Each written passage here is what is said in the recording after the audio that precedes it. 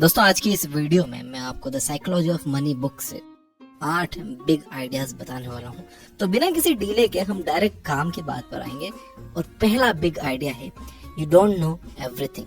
हम हमारे एक्सपीरियंसेस के बेस पर कोई भी राय बनाते हैं। थोड़े से एक्सपीरियंस पर कई लोग ये मानने लग जाते हैं कि उन्हें इस दुनिया के बारे में सब कुछ पता है, लेकिन वो ये बात भूल जाते हैं कि दुनिया में 800 करोड़ लोग हैं और हर इंसान की अपनी अपनी अलग राय है और हर कोई अपनी दुनिया में सही भी है। एक चीज जो किसी को बिल्कुल सही लग रही हो, वो हो सकता है कि किसी और को पागलपन लगे। The psychology of money book में ऑथर मॉर्गन होजल कहते हैं कि पैसों के लेकर आपका एक्सपीरियंस दुनिया में जो कुछ भी हुआ है उसका 0.0000001% हो सकता है, लेकिन 80% एक्सपीरियंस आपका वो होता है जो आप सोचते हो कि दुनिया कैसे चलती है। यानी आसान शब्दों में कहें कि हम ज्यादातर वही बातें मानते रहते हैं जो हमारे बिलीफ में बैठी हुई है। जैसे अगर किसी के अंकल को 20 साल पहले स्टॉक मार्केट में नुकसान हो गया था तो हम ये मान के बैठ जाते हैं कि स्टॉक मार्केट में सिर्फ नुकसान ही होता है। जैसे अगर किसी के मामा को रियल एस्टेट में नुकसान हो गया तो हम ये मान कर बैठ जाते हैं कि रियल एस्टेट में तो नुकसान ही होता है। किसी के भाई का बिजनेस डूब गया तो हम ये मान के बैठ जाते हैं कि बिजनेस तो बिल्कुल नहीं करना है। एक और एग्जांपल देता हूँ। 1970 में पैदा हुए लोगों ने इंडेक्स फंड का बूम देखा होगा। उन्हें इंडेक्स फंड सबसे अट्रैक्टिव इन्वेस्टमेंट लगेगा, जबकि 90s में पैदा होने वाले लोगों को क्रिप्टो करेंसी अट्रैक्ट कर सकती है। तो कहने का मतलब यह है कि आपको खुद को लिमिट नहीं करना चाहिए। आपको सिर्फ अपने एक्सपीरियंसेस के बेस पर फाइनेंशियल डिसीजन नहीं लेने चाहिए, बल्कि आपको फाइनेंशियल किताबें पढ़नी चाहिए, वीडियोस देखने चाहिए, सेमिनार्स अटेंड करने चाहिए। जहां से भी आप दूसरों के एक्सपीरियंसेस से सीख सकते हो, जहां से भी आपको और इन्फॉर्मेशन मिल सकती है, आपको पूरी कोशिश करनी चाहिए वो इन्फॉर्मेशन लेने के लिए। और फिर आपको अपने फाइनेंशियल डिसीजन इस इन्फॉर्मेशन और एक्सपीरियंसेस के बेस पर लेने चाहिए, इमोशन के बेस पर नहीं। Second big idea, nothing is as good और as bad as it seems. ये दुनिया इतनी ज्यादा कॉम्प्लिकेटेड है कि हमारा दिमाग भी इसे पूरी तरह से समझ नहीं सकता। और अक्सर हमारे एक्शंस के रिजल्ट्स हमारे हाथ में नहीं होते। हमारा रिजल्ट्स पर कोई कंट्रोल नहीं होता। जैसे कि मान लो कोई एंटरप्रेन्योर है, उसने एक बहुत अच्छा प्रोडक्ट बना लिया है। अब उसे लग रहा है कि टाइमिंग भी सही है और कंज्यूमर सेंटिमेंट भी उसके फेवर में, लेकिन कोई डिजास्टर आ जाता है और सारा मार्केट डिस्टर्ब हो जाता है और उस एंटरप्रेन्योर का प्लान बेकार हो जाता है, जैसे कि 2020 में कोविड के दौरान हुआ था। ऐसे रिस्क का कोई अंदाजा नहीं लगा सकता। ऑथर मॉर्गन होजल कहते हैं कि नथिंग इज एज गुड और as bad as it seems. यानी जो दिख रहा है वो उतना अच्छा या उतना बुरा नहीं होता। जब भी आप फाइनेंशियल डिसीजन लो, चाहे खुद के लिए या दूसरों के लिए, आपको उसमें लक और रिस्क को ध्यान में रखना चाहिए। कोई भी एक सक्सेस स्टोरी सुनकर, किसी की स्टोरी फोर्ब्स में देखकर डिसीजन नहीं लेना चाहिए, या किसी का एक फेलियर सुनकर आइडिया भी ड्रॉप नहीं करना चाहिए। हो सकता है कि उन लोगों को किसी आउटसाइड रीजन की वजह से सक्सेस मिली हो या फेलियर मिला हो। इसे सर्वाइवरशिप बायस कहते हैं। इस पर मैंने एक बहुत ही इन्फॉर्मेटिव वीडियो बनाई है जो आपके सोचने का तरीका बदल देगा। मैं यहाँ आई बटन में लिंक दे दूंगा, डिस्क्रिप्शन में भी दे दूंगा, आप वो जरूर देखना। आप इस पूरे टॉपिक को समझ लोगे कि किसी भी एक सक्सेस को देखकर या किसी एक फेलियर को देखकर अपने परमानेंट डिसीजन नहीं लेने चाहिए। आपको करना यह है कि अपने गोल्स तक पहुंचने के लिए काम करते रहो, गलतियों से सीखो, अपनी भी और दूसरों की भी। दूसरों की गलतियों से सीखना बहुत जरूरी है। अगर आप सिर्फ अपनी ही गलतियों से सीखोगे तो आपकी जिंदगी छोटी पड़ जाएगी। और कभी भी सक्सेस को सर पर मत चढ़ने दो और फेलियर से डिस्करेज भी नहीं होना है। थर्ड आइडिया है, how much is enough for you. इस इकोनॉमी में और साथ ही हाईएस्ट इन्फ्लेशन में एक जॉब पर डिपेंड होना बिल्कुल अच्छा आइडिया नहीं है। एक साइड हसल होना बहुत अच्छा है, और उससे भी अच्छा है कि आपकी मल्टीपल इनकम स्ट्रीम्स हो। लेकिन खुद से पूछिए कि आपके लिए कितना पैसा काफी होगा, क्योंकि हमेशा पैसों के पीछे भागना आपकी मेंटल हेल्थ के लिए सही नहीं होगा। ये माइंडसेट आपको लालच की तरफ ले जाएगा, और लालच ने अच्छे अच्छे स्मार्ट लोगों को बर्बाद किया है पास्ट में। इस जाल से बचने के लिए ऑथर मॉर्गन होजल 2 प्रैक्टिकल तरीके बताते हैं। Number 1, stop moving the goal post. अपने लिए एक फिक्स फाइनेंशियल गोल सेट करो, और जब आप उसे अचीव कर लो तो आराम करो। अपने हार्ड वर्क से मिले रिजल्ट को एंजॉय करो। आप तब तक खुश रहोगे जब तक आप अपने एक्सपेक्टेशंस को काबू में रखोगे। Number 2, never compare yourself to others. आपकी लाइफ आपकी है, आपको यहाँ तक लाने वाले थॉट्स आपके हैं, ओपिनियंस आपकी हैं, डिसीजंस आपके हैं। इसलिए खुद को दूसरों से कंपेयर करने का सवाल ही नहीं उठना चाहिए। दूसरों से खुद को कंपेयर करोगे तो आपको जलन भी होगी और आपका मेंटल पीस भी खत्म हो जाएगा। Fourth big idea, understand the power of compounding. इस यूनिवर्स में एक प्रोसेस चलती है जिसके हिसाब से आपके एक कदम का रिजल्ट आपके अगले कदम की सीढ़ी की तरह होता है।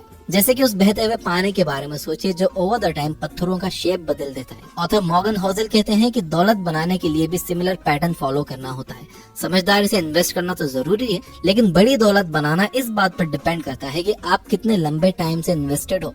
वॉरेन बफेट की वेल्थ $84 बिलियन है, जिसमें से $18 बिलियन उन्होंने 65 की उम्र के बाद कमाए हैं। चलिए जिम साइमंस और वॉरेन बफेट के अचीवमेंट को कंपेयर करते हैं। जिम साइमंस को दुनिया का ग्रेटेस्ट इन्वेस्टर कहा जाता है क्योंकि उन्होंने अपनी कैपिटल पर 66% का रिटर्न जनरेट किया है। दूसरी तरफ वॉरेन बफेट ने सिर्फ 22% का रिटर्न जनरेट किया है। ये नंबर देखकर लगता है कि साइमंस की वेल्थ वॉरेन बफेट से कहीं ज्यादा होगी, जबकि ऐसा नहीं है। वॉरेन बफेट जिम साइमंस से कहीं ज्यादा अमीर है। कैसे? आंसर है कंपाउंडिंग। जैसे साइमंस ने 50 साल की उम्र में इन्वेस्टिंग शुरू की, वहीं वॉरेन बफेट ने 10 साल की उम्र से इन्वेस्टिंग शुरू कर दी थी। छोटे छोटे एफर्ट्स कंसिस्टेंटली लंबे टाइम तक करने से एक्स्ट्रा ऑर्डिनरी रिजल्ट्स मिलते हैं। जेम्स क्लियर ने अपने बुक एटॉमिक हैबिट्स में इस बात को बहुत अच्छे से समझाया। Fifth big idea, getting rich versus staying rich. Internet और सोशल मीडिया के बढ़ने से एक साइड हसल शुरू करना ज्यादा मुश्किल नहीं रहा है। आप स्टॉक्स में इन्वेस्ट कर सकते हो, क्रिप्टो में इन्वेस्ट कर सकते हो, क्विक प्रॉफिट्स बना सकते हो। ठीक ठाक कैपिटल, नॉलेज और रिस्क लेने की हिम्मत से आप अमीर तो हो सकते हो, लेकिन अमीर बने रहना ये मुश्किल पार्ट है। आप किसी भी बड़े शहर में चले जाओ, रोड्स पर आपको अट्रैक्टिव एड्स दिख जाएंगे, बल्कि आपके फोन में ही pre approved credit card, low cost loan, loyalty points, gift coupon जैसी कस्टमर्स को ललचाने वाली चीजें आपको मिल जाएंगी। देखो आज के टाइम में अगर कमाना आसान हुआ है तो खर्च करना उससे कहीं ज्यादा आसान हो गया है। ऑथर कहते हैं कि अपनी दौलत बचाने का तरीका है आप बहुत सोच समझकर खर्च करो। आपको ये मानकर कभी नहीं चलना चाहिए कि कल जो आपको सक्सेस मिली थी वो आने वाले कल में भी मिलेगी। ज्यादा सेटिस्फाइड नहीं होना है। आपको अपना हर फाइनेंशियल डिसीजन उसी सोच समझ के साथ लेना है, उतनी ही रिसर्च करके लेना है जितना आपने पहला फाइनेंशियल डिसीजन लेते टाइम सोचा था। अगर आप ये वीडियो देख रहे हो तो मैं ये मान सकता हूँ कि आप भी मेरी तरह एक आम इंसान हो जो पूरी कोशिश कर रहा है बेटर फाइनेंशियल डिसीजन लेने की। इस दुनिया का इकोनॉमिक सेटअप कुछ इस तरह का है कि हमारे जैसे आम लोगों के हाथ में ये नहीं होता कि हमारे पैसों के साथ क्या होगा। इन्फ्लेशन जैसे माइक्रो इकोनॉमिक फैक्टर्स डिसाइड करते हैं कि हमारे पैसे की वैल्यू क्या होगी, लेकिन एक चीज जो हम लोग कंट्रोल कर सकते हैं वो है खर्चा। पैसे बचाना एक कला है और पैसा बचता है किफायतशारी से। और यहाँ कंफ्यूज नहीं होना है, किफायतशारी और कंजूसी में बहुत फर्क है। अगर मैं आसान शब्दों में इन दोनों के बीच का फर्क बताऊं तो वो ये है, किफायतशारी का मतलब है पैसा वेस्ट करने की इच्छा का ना होना, तो कंजूसी का मतलब है कि सिरे से पैसा खर्च करने की ही इच्छा ना होना। अब इसके लिए आपको अपने नीड्स और वांट्स में फर्क समझना बहुत जरूरी है। एक नीड वो है जो जिंदगी जीने के लिए जरूरी है, जो आपके काम के लिए जरूरी है, और वांट वो है कि किसी भी चीज से आप अट्रैक्ट हो रहे हो कि यार ये चाहिए मुझे, ये चीज कितनी कूल है, जबकि आपको पता है कि आपको उस चीज की जरूरत नहीं है। तो नीड और वांट में अगर आप फर्क करना सीख गए तो कोई भी चीज खरीदने से पहले आपने अगर उसे नीड और वांट के तराजू पर तोल लिया तो आप पैसे बचा लोगे। Big idea number 6, law of large numbers. Law of large numbers एक एक्सपेरिमेंट को कई बार रिपीट करने से मिले रिजल्ट्स को प्रिडिक्ट करता है। यानी अगर आप एक एक्सपेरिमेंट बार बार करोगे तो आपके सक्सेसफुल होने के चांसेस भी बढ़ जाएंगे। एज एन एंटरप्रेन्योर आप अपने काम में भी law of large numbers apply कर सकते हो। 10x बड़ा सोचो, 10x ज्यादा मेहनत करो। मैसिव एक्शन ही आपको मैसिव रिवॉर्ड्स दिलाते हैं। अगर आपके गोल्स 10 गुना बड़े हुए और आप उन्हें पूरी तरह से अचीव भी नहीं कर पाए तो भी आप जीत जाओगे। ये बात कही है ग्रांट कार्डोन ने अपनी बुक द 10x रूल्स में। Law of large numbers investment में डाइवर्सिफिकेशन के साथ भी परफेक्टली काम करता है। अगर आपका लार्ज पोर्टफोलियो है तो आप किसी एक स्टॉक पर डिपेंड नहीं रहोगे, उसमें भी आपके जीतने के चांसेस बढ़ जाएंगे, बशर्ते कि आपके पोर्टफोलियो में ठीक ठाक नंबर्स में कंपनियां अच्छा परफॉर्म कर रही हैं। ऑथर कहते हैं कि आप हाफ ऑफ द टाइम गलत हो सकते हो, फिर भी अच्छा रिटर्न बना सकते हो। यही बात मेरे साथ इन्वेस्टमेंट में सच हुई है। मेरे स्टॉक पोर्टफोलियो में 14 स्टॉक्स हैं, जिनमें से 7 लॉस में चल रहे हैं, और जो बाकी के 7 हैं जो प्रॉफिट में चल रहे हैं, उन्होंने मेरे ओवरऑल इन्वेस्टमेंट का, मेरे ओवरऑल कैपिटल का 40% रिटर्न दिया है। एंड 40% रिटर्न बहुत बड़ी चीज है। तो आपको पैसा कमाने के लिए परफेक्ट होने की जरूरत नहीं है। आधा टाइम आप गलत होकर भी अच्छा पैसा कमा सकते हो। Big idea number 7, be time rich. आपको क्या लगता है ज्यादा पैसा कमाने का अल्टीमेट बेनिफिट क्या है? क्या ये फेम है या कुछ भी खरीद सकने की पावर है? ऑथर मॉर्गन होजेल कहते हैं कि पैसे का ग्रेटेस्ट डिविडेंड है आपका अपने टाइम पर कंट्रोल होना। कई स्टडीज ने यह बात साबित की है कि जो लोग खुद को खुश मानते हैं उनके पास टाइम की फ्रीडम होती है। वो लोग अपनी मर्जी से कहीं भी आ जा सकते हैं, कोई भी काम कर सकते हैं। वो किसी एक चीज से बंधे हुए नहीं होते कि यहाँ रोज 8 घंटे देना ही है। एंड इसलिए पैसा जरूरी है। पैसा होने का मतलब है कि आपके पास लाइफ में ऑप्शंस होंगे। इसका मतलब है कि आपको एक टॉक्सिक वर्क प्लेस में जबरदस्ती बैठना नहीं पड़ेगा। इसका मतलब है कि जब आप अच्छा फील नहीं कर रहे तब भी आपको खुद को काम पर जाने के लिए फोर्स नहीं करना पड़ेगा। ऑथर कहते हैं कि हाईएस्ट फॉर्म ऑफ वेल्थ ये एबिलिटी है कि आप रोज सुबह उठकर ये कह सको कि आज मैं जो चाहूँ वो कर सकता हूँ। तो सबसे पहले आपका गोल होना चाहिए एक इमरजेंसी फंड बनाने का, यानी इतना पैसा जमा कर लो कि अगर 6 महीने तक आप कोई भी काम ना करो तब भी आप आसानी से सरवाइव कर सको। जब आपके पास ये फंड तैयार हो जाए उसके बाद आप अपने नेक्स्ट स्टेप के बारे में सोचो। उसके बाद आप सोचो कि आपको जॉब छोड़कर कुछ करना है नहीं करना है, उसके बाद आप रिस्क लो। पहले इमरजेंसी फंड बनाना बहुत जरूरी है। अल्टीमेटली आपका गोल आपके अर्निंग को अपनी लाइफ के साथ जोड़ने का होना चाहिए, यानी एक ऐसी लाइफ जिसमें आपका अपने टाइम पर कंट्रोल हो। यानी आपका गोल होना चाहिए इस तरह से पैसा कमाने का कि जिसमें आपका अपने टाइम पर कंट्रोल हो। यानी आपको अपने काम में पूरे टाइम नहीं लगा रहना पड़े, आपको काम करने रोज नहीं जाना पड़े। याद रखिए कि सिर्फ बेशुमार पैसा कमाना काफी नहीं है, आपके पास उसके रिटर्न्स एंजॉय करने के लिए टाइम भी होना चाहिए। बिग आइडिया नंबर 8, ये आइडिया मैंने अपने पर्सनल चैनल पर भी थोड़े दिन पहले बताया था। Luxury is normal.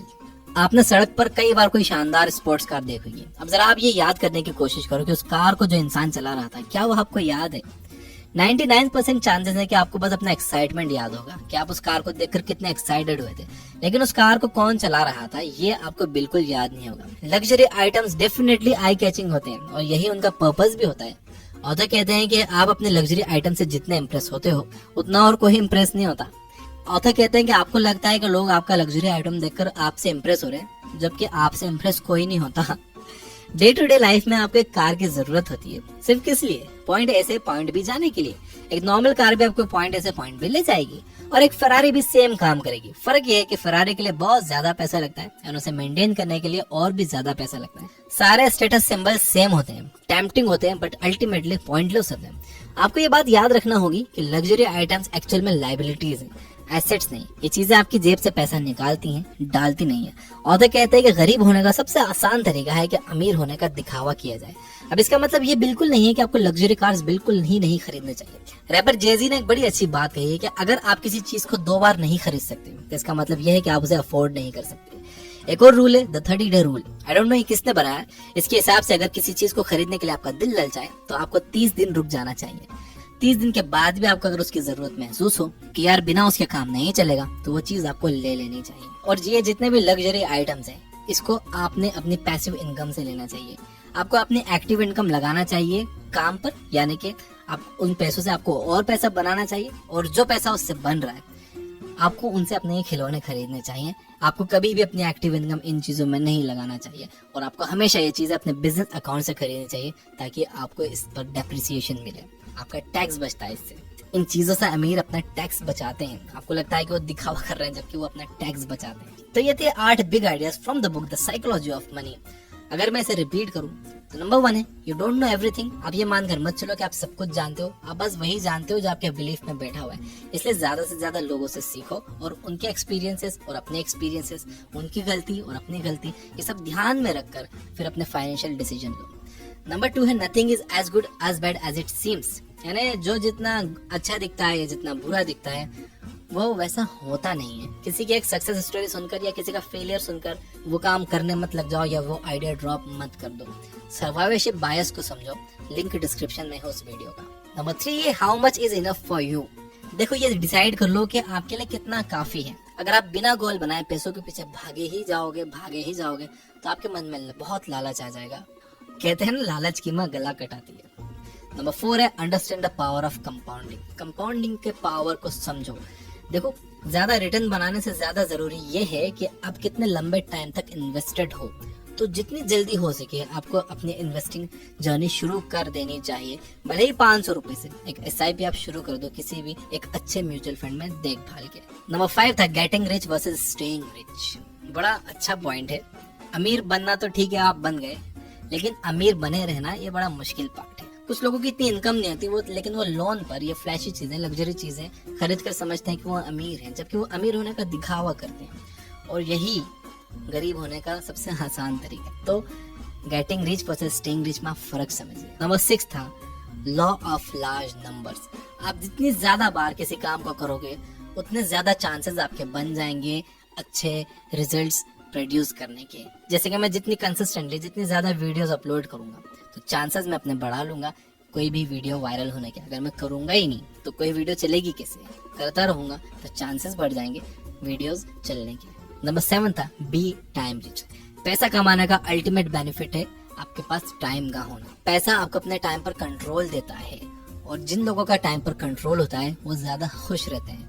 तो देखिए, इनडायरेक्टली बल्कि डायरेक्टली पैसा एक खुशी दे रहा है। जब आपके पास ये कंट्रोल होगा कि आपको कौन से दिन क्या करना है, किस टाइम क्या करना है, कहाँ जाना है, जब आप बंधे हुए नहीं होगा कि यार मुझे बस 9 से 5 यहाँ जाना ही है, मैं और कहीं जा नहीं सकता। जैसे मैं बंधा हुआ था कुछ सालों पहले तक, मैं कहीं आ जा नहीं सकता था। लेकिन जब पैसा आया तो मेरे टाइम पर कंट्रोल मुझे मिला, और अब मैं अपनी मर्जी से कहीं भी आ जा सकता हूँ, पहले से ज्यादा खुश रहता हूँ। और नंबर 8 था लग्जरी इज नॉर्मल। याद रखिए कि अगर आप कोई बस दिखाने के लिए कार खरीदने की सोच रहे हो, कोई भी चीज दिखाने के लिए खरीदने की सोच रहे हो, लोग उससे इम्प्रेस नहीं होते, लोग आपको नहीं देखते, लोग आपकी वो गाड़ी देखते हैं। आप अपनी वैल्यू बढ़ाओ कि आप पैदल भी चलो तो लोग आपको देखें, आप साइकिल पर भी चलो तो लोग आपको देखें। आपकी वैल्यू उस कार की वैल्यू से ज्यादा होनी चाहिए भाई। अपनी वैल्यू बढ़ाओ। बाकी ये सब चीजें नॉर्मल है, ये सब आ जाएंगी। ये सब टैक्स बचाने की चीजें, आपको लगता है कि दिखावे की चीजें, ये टैक्स बचाने की चीजें।